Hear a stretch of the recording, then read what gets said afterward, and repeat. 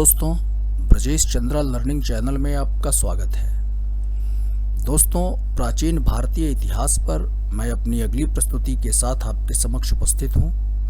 प्रस्तुत वीडियो में हम लोग मौर्योत्तर काल की सामाजिक अवस्था अर्थात social condition in post Mauryan period इस विषय पर चर्चा करेंगे। दोस्तों, सिविल सर्विसेज की प्रारंभिक एवं मुख्य दोनों ही परीक्षाओं के दृष्टिकोण से यह टॉपिक अत्यंत महत्वपूर्ण है और इससे संबंधित प्रश्न परीक्षाओं में पूछे जाते हैं। तो आइए इसे देखते हैं।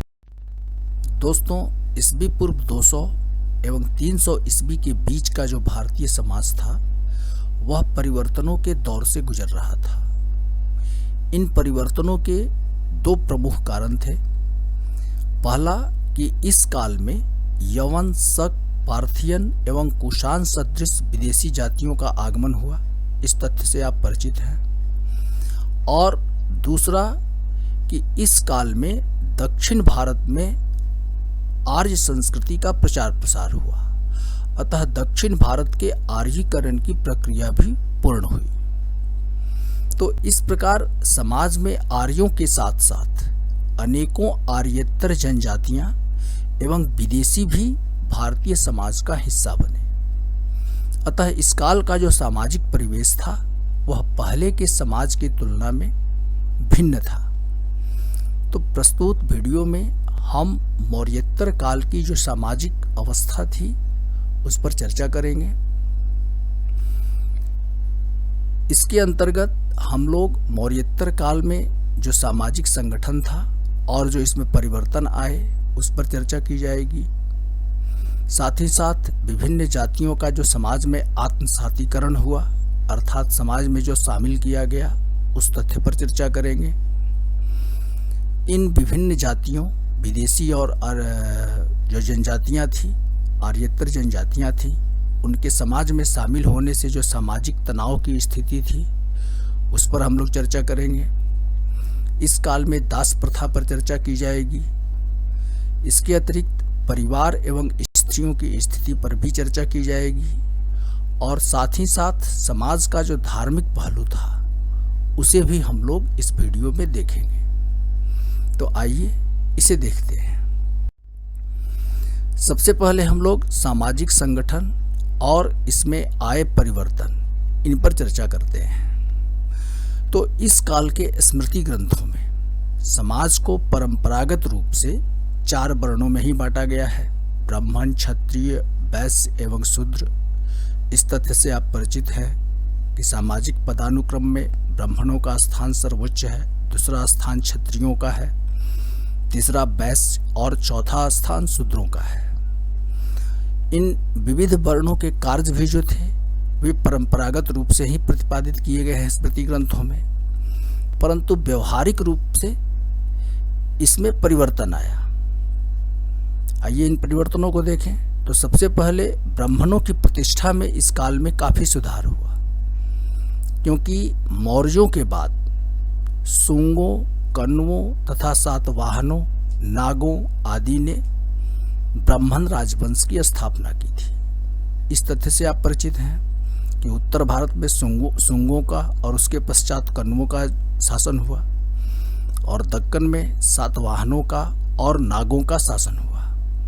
तो ये जो सभी शासन थे वह ब्राह्मण राजवंश के थे और इन्होंने प्राचीन वैदिक धर्म को प्रश्रय दिया इस काल में। दूसरा, अब क्षत्रियों की स्थिति देखें तो क्षत्रियों की सामाजिक प्रतिष्ठा में इस काल में कमी आई। कारण था कि राजनीतिक शक्ति इस काल में विदेशी जातियों या फिर ब्राह्मणों के हाथों में केंद्रित थी। फिर भी जो योद्धा वर्ग था, तो योद्धा वर्ग के रूप में क्षत्रियों की स्थिति जो थी वह सुरक्षित थी। आगे बढ़ते हैं। अब हम शूद्रों की स्थिति को देखें तो इस काल में शूद्रों की स्थिति में कुछ सुधार हुआ और शूद्रों एवं वैश्यों के बीच का अंतर कुछ कम हो गया। इस तथ्य से आप परिचित हैं कि मौर्य काल में ही कौटिल्य ने शूद्रों को अन्य 3 वर्णों की सेवावृत्ति के अतिरिक्त कृषि एवं पशुपालन करने की अनुमति प्रदान कर दी थी। लेकिन जैसा कि आपको पता है कि मौर्य काल में आर्थिक गतिविधियों पर राज्य का कठोर नियंत्रण था। तो इस स्थिति में जो शूद्रों की स्थिति में जो सुधार हुए वह सुधार दिखाई नहीं देता है, अर्थात सुधार कुछ अधिक नहीं हुआ। लेकिन इस काल में आर्थिक गतिविधियों पर से राज्य का कठोर नियंत्रण जो है वह समाप्त हो गया। फलतः इस काल में शूद्रों को व्यक्तिगत एवं व्यावसायिक स्वतंत्रता प्राप्त हुई और इससे उनकी स्थिति में स्पष्ट सुधार हुआ। इस काल के अधिकांश दस्तकार एवं शिल्पी जो हैं वह प्रायः शूद्र वर्ण के ही लोग थे। इसके अतिरिक्त पूर्व की भांति समाज में कुछ अकुशल क्षत्रिय और अयोग्य ब्राह्मण भी थे, जो वर्ण द्वारा विहित उनके कर्तव्यों में वे दक्ष नहीं थे। तो नतीजतन यह वर्ग जो था अकुशल क्षत्रिय और अयोग्य ब्राह्मणों का, वह विभिन्न प्रकार के व्यावसायिक एवं व्यापारिक गतिविधियों में इस काल में संलग्न था। आगे बढ़ते हैं। जैसा कि हम लोगों ने पहले चर्चा किया कि इस काल में समाज में कई विदेशी और आर्येतर जनजातियां भी शामिल हुई, तो इनको समाज में इनका आत्मसातीकरण किया गया। यह इस काल के सामाजिक अवस्था की एक प्रमुख विशेषता है। तो इस काल के सामाजिक जीवन की महत्वपूर्ण विशिष्टता यह है कि इस काल में समाज में विभिन्न विदेशी एवं आर्यभिन्न जातियों को समाज में समाविष्ट किया गया। जैसा कि हम लोगों ने पहले देखा कि यवन, शक, कुषाण, पार्थियन सदृश अनेक विदेशी जातियां इस काल में आई और उन्होंने राजनीतिक शक्ति प्राप्त की। तो इन विदेशियों को मलेच्छ कहकर उपेक्षा किया जाना ब्राह्मणों के लिए संभव नहीं था इस काल में, क्योंकि राजनीतिक एवं आर्थिक शक्ति जो थी वह इन्हीं के पास केंद्रित थी। अतः स्मृतिकारों ने इन्हें निम्न कोटि के क्षत्रिय बताकर वर्ण व्यवस्था में शामिल कर लिया। इसी प्रकार दक्कन के आर्यीकरण की प्रक्रिया पूर्ण होने से समाज में अन्य आर्यभिन्न जातियां भी शामिल हुई। तो इन विभिन्न जातियों को समाज में आत्मसात करने के लिए वर्ण संकर की परिकल्पना प्रस्तुत की गई। यह एक महत्वपूर्ण तथ्य है। कट्टरवादी ब्राह्मण होते हुए भी मनु ने 60 वर्ण संकर जातियों का उल्लेख किया है।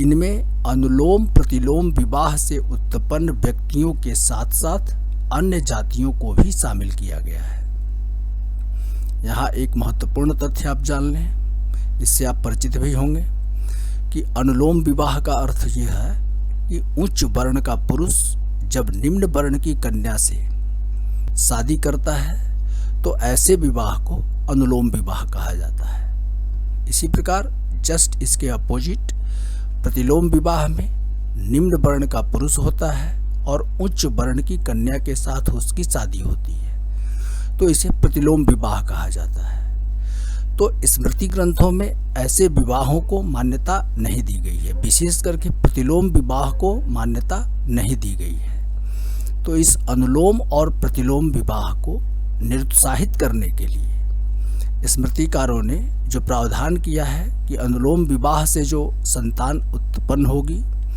उसकी जाति माता की जाति होगी और प्रतिलोम विवाह से जो संतान उत्पन्न होगी उसकी जाति पिता की जाति होगी। तो इस प्रकार इस काल में विभिन्न आर्यभिन्न जातियों को समाज में वर्ण संकर की परिकल्पना के तहत आत्मसात किया गया। यह एक महत्वपूर्ण तथ्य है, आप इसे समझ लें। सामाजिक आत्मसातीकरण की जो यह प्रक्रिया थी, इसमें धर्म का भी सहारा लिया गया। इस संदर्भ में भागवत धर्म एवं बौद्ध धर्म की भूमिका काफी महत्वपूर्ण थी। भागवत पुराण में विष्णु के पूजन से इन जातियों के पवित्र हो जाने की बात कही गई है। यह एक महत्वपूर्ण तथ्य है। इसी प्रकार बौद्ध धर्म की भूमिका भी इस संदर्भ में काफी महत्वपूर्ण थी, क्योंकि वर्ण एवं जाति जैसी जटिलताएं इसमें मौजूद नहीं थी। अतः विदेशी जातियों को और अन्य आर्यभिन्न जातियों को समाज में शामिल करने में इन दो धर्मों ने काफी महत्वपूर्ण भूमिका निभाई।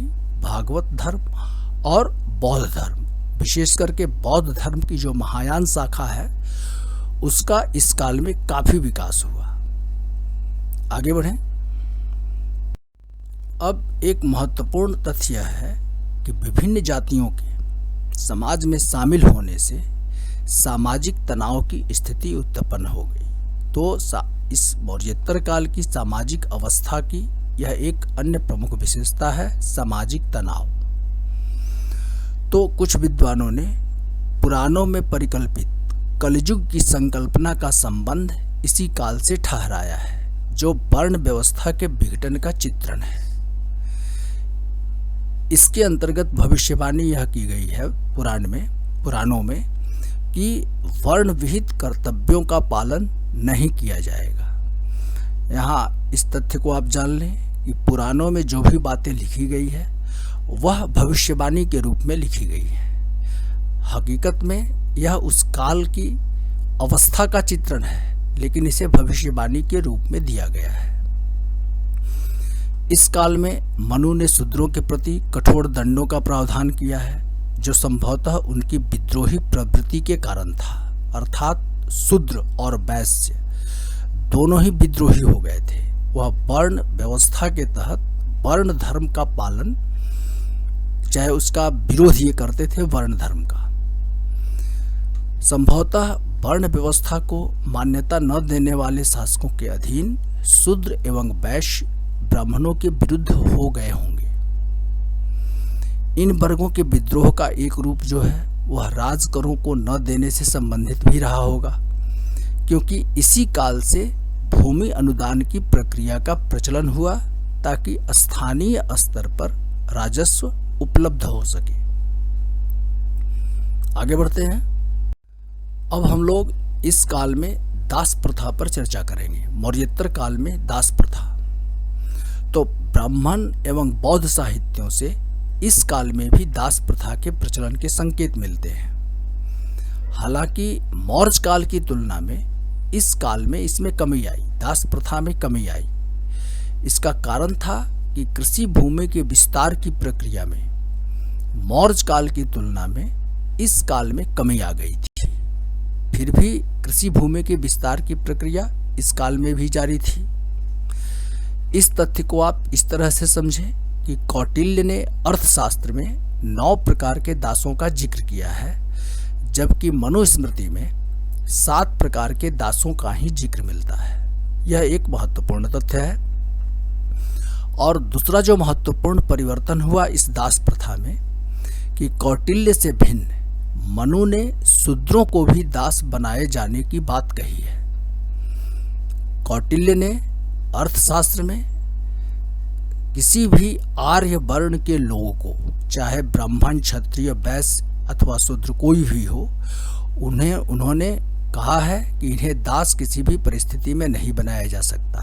हालांकि आहतिक दास का वर्णन उन्होंने किया है, जो कुछ समय विशेष के लिए किसी खास परिस्थिति में दास बन सकते थे, उन्हें आहतिक दास कहा गया है। लेकिन समग्र रूप से आर्यों को दास बनाए जाने का उन्होंने निषेध किया है। उन्होंने मना किया है कि आर्यों को दास नहीं बनाया जा सकता। लेकिन मनुस्मृति में शूद्रों को दास बनाए जाने की बात कही गई है। यह एक महत्वपूर्ण परिवर्तन हुआ मौर्योत्तर काल में। चूंकि इस काल में कृषि भूमि के विस्तार की प्रक्रिया जारी थी, अतः दास वर्ग एक प्रमुख उत्पादक इकाई के रूप में मौजूद था। इन्हें अन्य कार्यों के अतिरिक्त उत्पादन कार्यों में भी लगाया जाता था, जिसमें कृषि के साथ साथ व्यवसाय भी शामिल थे। आगे बढ़ते हैं। अब हम लोग मौर्योत्तर काल में परिवार एवं स्त्रियों की स्थिति पर चर्चा करते हैं। तो परिवार का स्वरूप पितृसत्तात्मक ही था, परंतु इस काल में स्त्रियों की दशा में गिरावट आई। इसका कारण था कि मनुस्मृति से बाल विवाह के संकेत मिलते हैं, जिससे स्पष्ट है कि कम उम्र में विवाह होने से स्त्रियां जो थीं वो शिक्षा प्राप्ति से वंचित रह जाती होंगी। दूसरा कि अधिक आयु के पुरुष से कम उम्र की लड़की की शादी होने से समाज में विधवाओं की संख्या भी बढ़ी। पुनः इस काल के स्मृति ग्रंथों में प्रायः विधवा विवाह का उल्लेख नहीं मिलता है। तो इस प्रकार समाज में विधवाओं की संख्या में बढ़ोतरी हुई। इससे सती प्रथा का प्रचलन भी इस काल में हुआ। यूनानी विवरणों से इसकी पुष्टि होती है। यद्यपि जो आरंभिक धर्मशास्त्रों में इस प्रथा को मान्यता नहीं दी गई है, सती प्रथा को। तलाक एवं बहुविवाह ये प्रथा भी इस काल के समाज में प्रचलित थे। जहाँ तक स्त्रियों की संपत्ति विषयक अधिकारों की बात है तो स्मृति ग्रंथों में काफ़ी मतभेद की स्थिति है, लेकिन समग्र रूप से ऐसा माना जा सकता है कि स्त्री धन पर स्त्रियों का अधिकार इस काल में भी बना रहा। अर्थात जो विवाह के समय कन्या पक्ष के लोग जो धन देते थे वर पक्ष को, वह स्त्री धन कहा जाता था, स्त्रियों के लिए ही दिया जाता था। तो इस काल में स्त्री धन पर स्त्रियों का अधिकार इस काल में भी बना रहा। कुंवारी लड़कियों को पैतृक संपत्ति से हिस्सा भी मिलता था। पर्दा प्रथा का प्रचलन भी इस काल में हो चुका था, जो यूनानी प्रभाव था। पर्दा को यौनिका कहा गया है, इस तथ्य से भी आप परिचित हैं। तो इस प्रकार स्पष्ट है कि स्त्रियों की दशा में इस काल में गिरावट आई। फिर भी उच्च वर्ण की स्त्रियां शिक्षा प्राप्त कर सकती थीं। सातवाहन साम्राज्य में स्त्रियां तो राजनीति में महत्वपूर्ण रूप से भाग लेती थी, उनकी भागीदारी थी। आगे बढ़ते हैं। अब हम लोग मौर्योत्तर काल में जो समाज का धार्मिक पहलू था उस पर चर्चा करते हैं। तो समाज के धार्मिक पहलू के अंतर्गत समाज में आर्यों द्वारा आश्रम व्यवस्था के नियमों का पालन भी होता रहा। लेकिन इस काल में वैष्णव एवं शैव धर्मों के उदय एवं विकास से समाज का एक वर्ग इन संप्रदायों का उपासक भी था, जिसमें विविध वर्णों एवं जातियों के लोग थे। इसमें विदेशी भी थे। बौद्ध अनुयायियों की संख्या में भी इस काल में वृद्धि हुई। बौद्ध धर्म की महायान शाखा का उदय एवं विकास इस काल में व्यापक रूप में हुआ। इसके अतिरिक्त उपासना के स्वरूप में भी परिवर्तन आया और मूर्ति पूजा जैसी परिकल्पना इस काल में विकसित हुई। अर्थात देवताओं की मूर्ति बना करके उनकी उपासना करने की प्रथा इस काल में शुरू हुई। फिर भी आर्यों के जीवन का जो लक्ष्य था वह धर्म, अर्थ, काम एवं मोक्ष यह बना रहा। तो व्यक्ति के जीवन का लक्ष्य जो था वह धर्म, अर्थ, काम एवं मोक्ष है। शिक्षा जो था वस्तुतः व्यावसायिक श्रेणियों में ही प्रदान की जाती थी। इसके अतिरिक्त वानप्रस्थी आश्रम जो थे उसमें भी गुरुकुल की महत्ता जो है सो इस काल में भी बनी रही।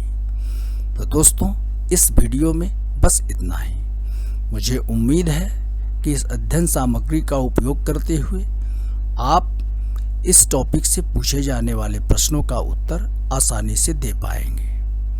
दोस्तों, यदि मेरी यह प्रस्तुति आपको उपयोगी लगी है तो कृपया मेरे इस वीडियो को लाइक करें, और यदि अभी तक आपने मेरे इस चैनल को सब्सक्राइब नहीं किया है तो इसे सब्सक्राइब अवश्य करें। धन्यवाद।